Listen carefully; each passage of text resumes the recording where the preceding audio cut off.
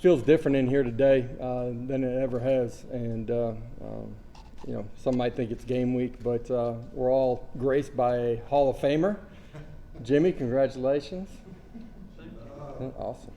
Congratulations on everything you've done in this area, covering UT for a long time, but the area as well. So congratulations for everything that you've done.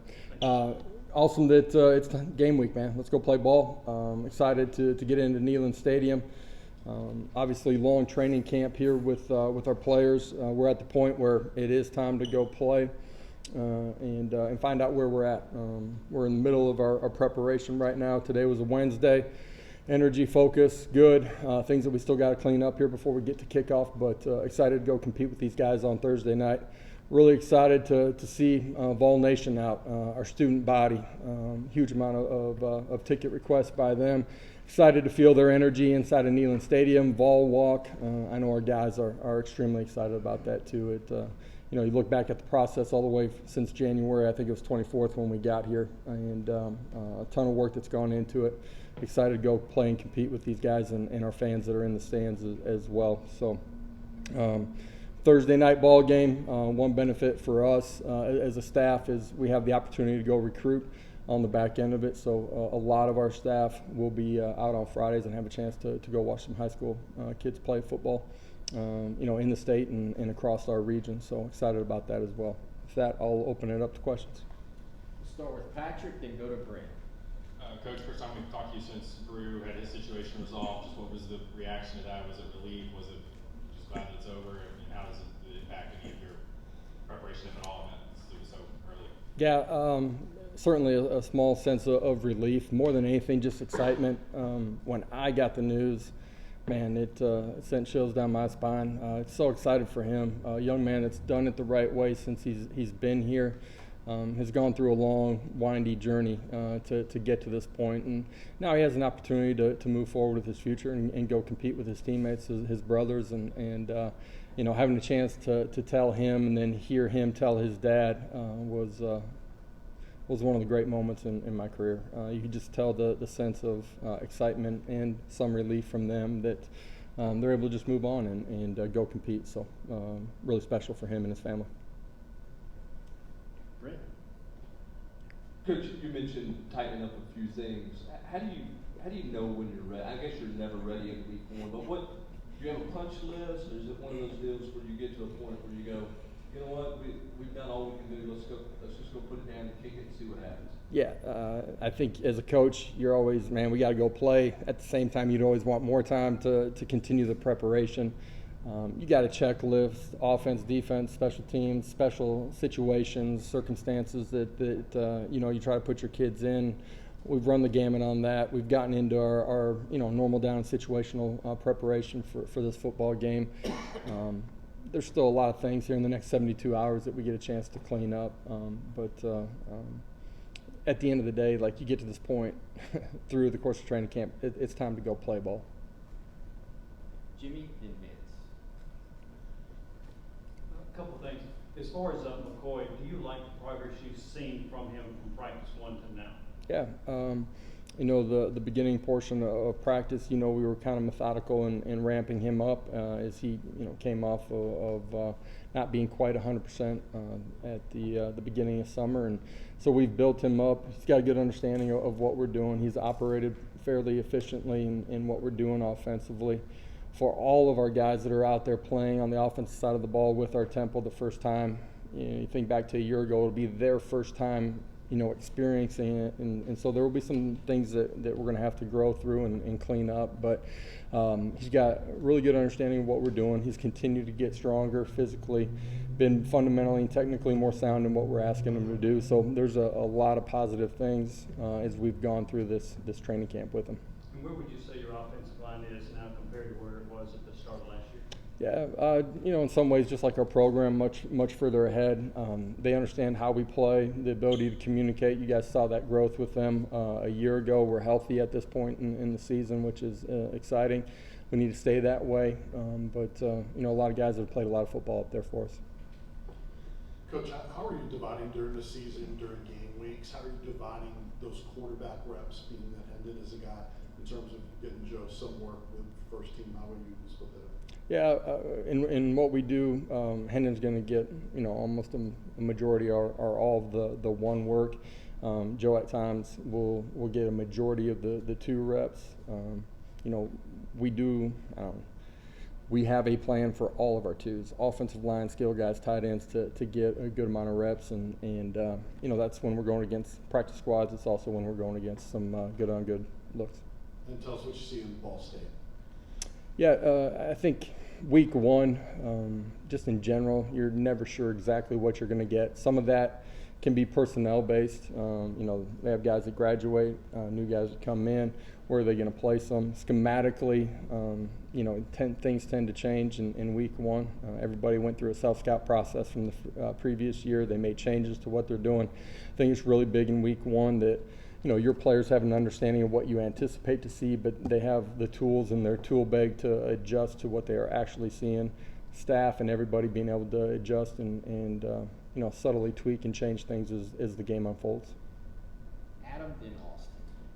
At wide receiver last season, it took about a month to kind of have those roles solidified. Yeah. What particularly are you looking for specifically that guys can do to say that they belong in the starting lineup, getting reps? Yeah, a big part of that last year was being in year one, new in what we were doing offensively. Valus being nicked up during the course of training camp, kind of changed the way the season started for us. Some guys coming on strong, so that's the inevitable beginning of a season. Some of those things will happen as this season unfolds too, but in particular in year one, we'd like to play more guys at the wide receiver position, guys that are ready to compete and perform the way that we need them to. Be in the right spaces at the right time and have a trust with the quarterback. And I do feel like we'll play more guys than we did a year ago at this juncture of the season. As you still try to figure out who you're going to start at left tackle or who's going to be down there, do you go into Thursday night with a plan on like two series or quarter by quarter, or just kind of let the game flow as it may? And then anybody out for Thursday, or you pretty much will go? Yeah, I think at this point we're pretty healthy heading into week one. You guys know there's still a long time before we actually kick off, and tend to not, unless it's a major injury where guys won't be available, tend to not make a decision on Wednesday afternoon and wait just a little bit longer. The left tackle position, both of those guys are going to play. Somebody will run out with the ones. And, I haven't watched Wednesday's practice yet. Coach Ellerby hasn't. As we go back and evaluate it, we'll have a plan for those guys to rotate during the course of the ball game and what percentage each of them play and who runs out there the first one. I don't have an answer to yet. Rob, then Martha. Coach, I know just the nature of your job, there's always a lot of unknowns, and you're never probably fully satisfied. But just can you compare your comfort level this year with where you were last year, with just feeling like you know what you have for your team? Yeah, you can see it in the way as we transition from how we practice during training camp to the season, just the comfort with our players and what we're doing. That's true for our coaches too. We're in sync, the ability to communicate. Our players have a clear vision of what's going to happen here and up until kickoff, the standards that we have. Year two should be a lot different than year one. It has been. I don't think you're ever where you want to be as a coach because you're always trying to find ways to be better. At the same time, have a pretty good idea of the guys that are running out of that tunnel, who they are, what they're about, how they're going to play and compete, how they're going to handle positive plays, negative plays. And now it's about us continuing our preparation and be ready to go kick off. Hey, Josh, right here. A season ago, you said it took a while for some of your team to learn how to prepare for a football game, kind of those 72 hours leading up to kickoff. Yeah. I know it's Wednesday game week technically, but have you seen any growth in that regard for this group right now, or over the course of training? Yeah, a year ago, early in the season, the last 48 hours in particular. In the early parts of the week, I didn't think we kept what should be important all the time, and got sidetracked by things that have nothing to do with us as individuals and collectively as a football team going out and playing our best. I do believe we're a more mature football team. That's I'm saying that because of how they've handled everything since we've gotten back in January. the issues from day to day, are so different than they were a year ago because our players are different and, true to the characteristics of accountability, trust and respect, and competing extremely hard. I do anticipate us handling the last 48 hours the right way, as we head into Thursday night.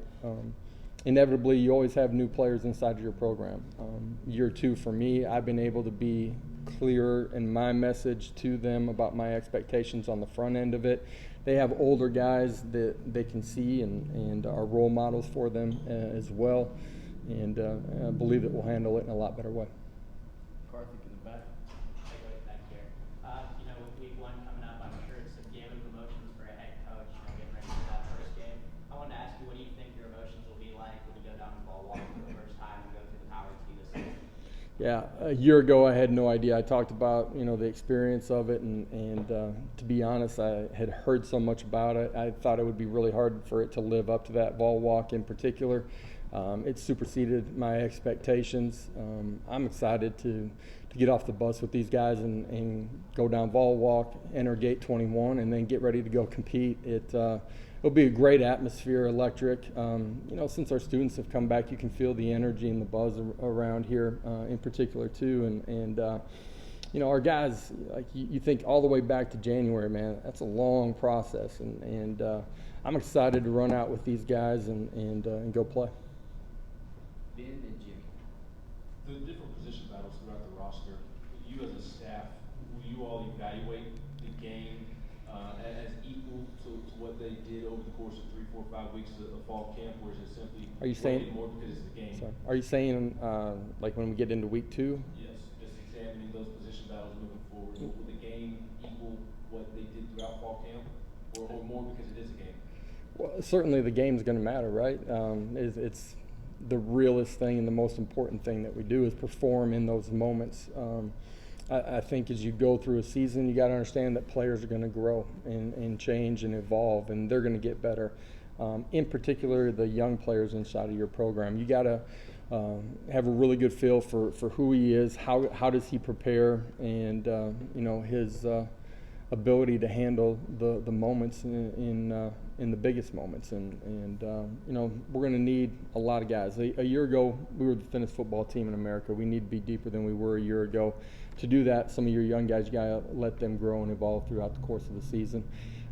There's a plan at each position, to play certain guys. The game's going to unfold differently too. And so just because you have a certain plan going in as a coach doesn't mean that it's clear and cut, and that's how it always unfolds. So being able to evolve and understand the ebbs and flows of the football game and put guys in the right moment is critical for me, but it's critical for our coordinators and our position coaches as well. Josh, as far as the secondary, how would you assess where you are at cornerback and at the star position?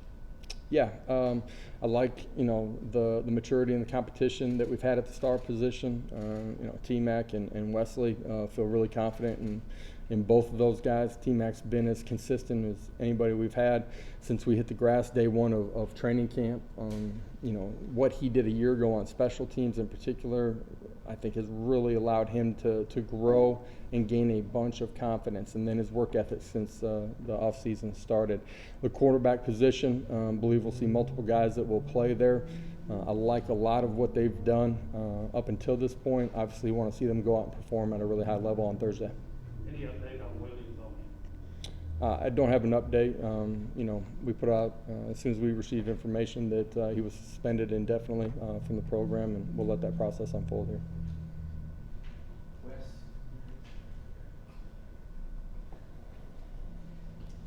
Josh, in your time as a coach, and maybe even going back to your time as a player, when you look at a situation like the secondary last year in that final game of the year against Purdue, the way that goes, obviously not how they wanted to play, is that something that you hope kind of motivates them, or is that something that you want them to kind of forget about and just move on from? I think it should spur and motivate you to get kicked off in the offseason the right way, right? And it certainly did. The guys that we have, inside the building, they've prepared in a really good way since we started our offseason. Each quarter of our offseason, from strength and conditioning to spring ball to what we've done in the summer, Now it's being able to handle everything that comes with game day: formation recognition, coverage adjustments, the ability to communicate, have your eyes in the right place, trigger when you're supposed to, and go make plays. Handle the 50-50 ball, be patient and calm, and glove it, and so all of those situations got to unfold, and I believe in the guys that we have back there. I believe they'll play really well for us. Brent and Patrick. Josh, all your assistant coaches have stood at the podium and talked about the need to play more guys. Where's the line in forcing depth and growing depth? And then secondly, on Tamarian McDonald, how big of an example is that for you to use with your younger players on your roster about the growth and development through special teams to get to the field? Yeah, the fundamentals that you have to play special teams show up in everything that you're doing on offense and defense. The ability to move your feet, have your eyes in the right place, play with fundamentals and technique, hands and feet, be able to block people, be able to destruct a block. All of those things correlate over. We talk about that and show that in our special teams meeting all of the time. Coach Eckler does a great job with that, and our players are butting into that. Almost all the great ones that I've been around, I say almost because there's been a few guys that are outside of that, but they end up starting in special teams and they gain confidence, and that was certainly the case for T-Mac.